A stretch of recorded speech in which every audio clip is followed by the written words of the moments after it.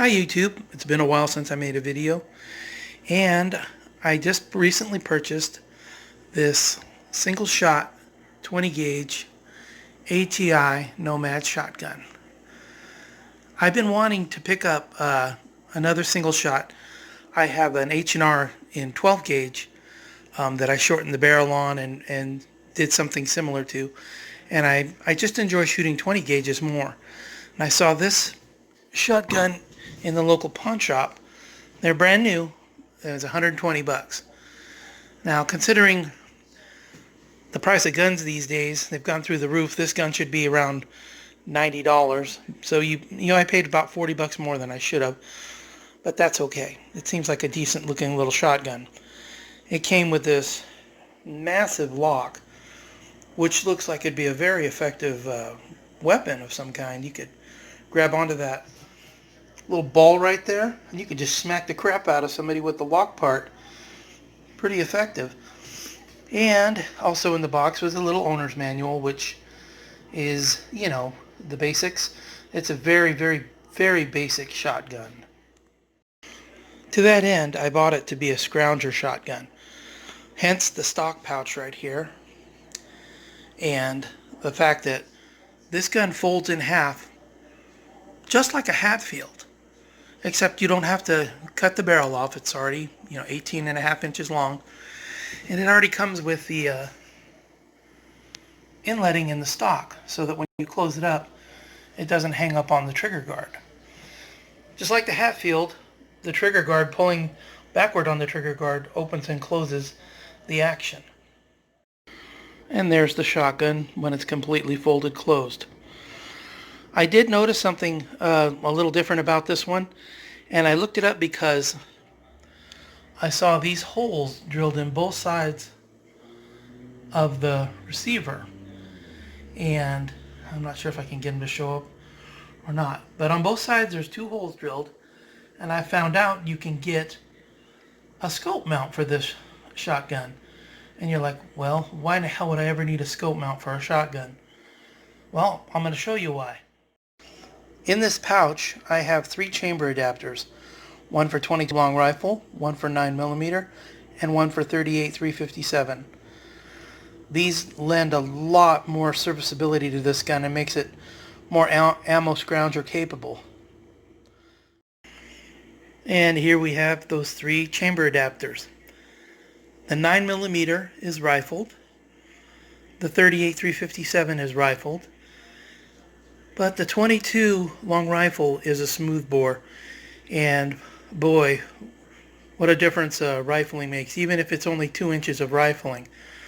I have some images I'll roll in showing the 22s all keyholing. It looks like a bunch of flies sitting on a paper plate. I didn't have any 9mm with to test the 9mm, but I'm assuming it would work as effectively as the 38-357. I shot some 38 plus P through it, and it grouped in at about a hand size area on 15 yards on a B16 target. The same distance I shot the 22 long rifles at. That being said, if you were shooting at a person with those 22s, it would have hit them in the chest. But you're certainly not going to take a jackrabbit out with a headshot, at 15 yards with that 22 long rifle. It's going to, who knows where it's going to hit. It's going to, not be where you're aiming. And that being said, back to the scope mounts on the shotgun. Let's try again to get a better picture of those holes. There's the holes, and they're on both sides. That's a nice addition over, let's say, the Hatfield. Also, this comes with rudimentary sling swivels and front and rear. And I put those little tabs in there because these sling swivels are very narrow. I'm not exactly sure how you would hook any kind of sling on there because the sling webbing is too wide. The pouch was $14 and it was worth every penny. I wouldn't normally carry shells on the outside of the pouch like that because there have been times I've been out hiking that I've lost shells to elastic loops. The good thing is the inside of this pouch also comes with loops. So you can carry your shells inside the pouch with the convenience of having a zipper and them not getting lost. Also, you can carry your chamber adapters. The up until, I don't know if very soon or not, but Shooter's Box does not make, as far as I can find, a 22 long rifle chamber adapter that's actually rifled. They do make a rifled one in 12 gauge. But I was, like I said, I wanted a 20 gauge. I've got a 12 gauge and I wanted the softer shooting 20 gauge. These were a bargain. These were $26 each. All right, well, the 22 was $19.99 because it's not rifled. But the other ones were, 26 bucks a piece. So you've got two $26 there, 20 bucks there, 120 bucks on the gun itself, and 14 bucks on there for the pouch. You're at a grand total for a great little trunk gun of $205. This is the kind of thing that you can package up and not have to worry about it back there. Put some shells into the pouch. You could probably store some in the stock too if you wanted to. There's screws there in the back. You could probably load it up with shells, but then you're kind of defeating the purpose and making it heavier and heavier. I would hopefully like to keep it as light as possible in case you have to walk around with this thing. I've also got a sling on order so that I can have a nice short sling. And I also attached a single point sling back here with it folded. And I thought that's kind of interesting because once this thing is folded at a distance, it does not look like a gun at all. It's just something that would be dangling off the front of you. And if you needed to, you could, drop a shell in there, flip that barrel around, and you're ready to go. So you can single point carry it, but it's not ready for action when you're doing that. But it is a way to disguise it a little bit.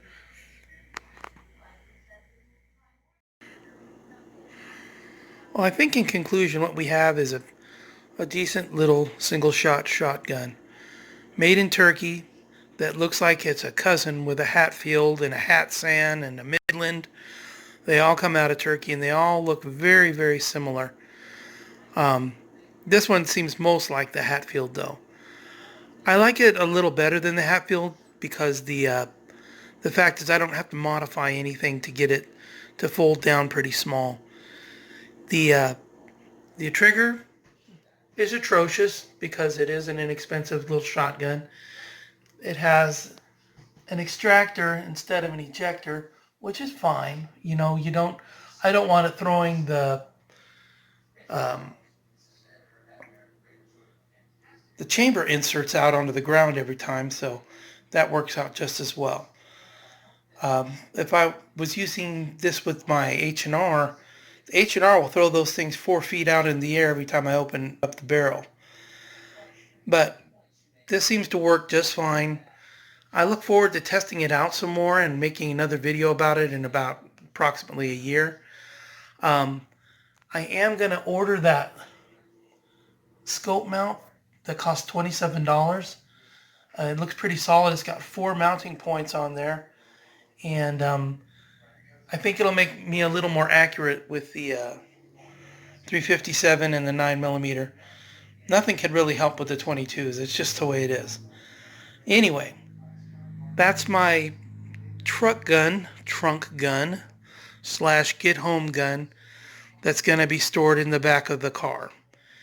It's not that much money that if something happened to it, which God forbid, I don't want to never lose a gun, but if I did, I would hate to lose a $500 some other kind of shotgun or rifle. Lose a couple $100, everybody can survive that one. Anyway, thanks again, YouTube. Again, this is the ATI Hatfield. I'm sorry, the ATI Nomad. Never mind. I give up. It's an AT Nomad, not ATI. ATI is another company. And thanks again. This is the $27 Advanced Technologies Scope Mount. This is the 15-yard 22 unrifled adapter. This is the 15-yard group shot with the 38 special.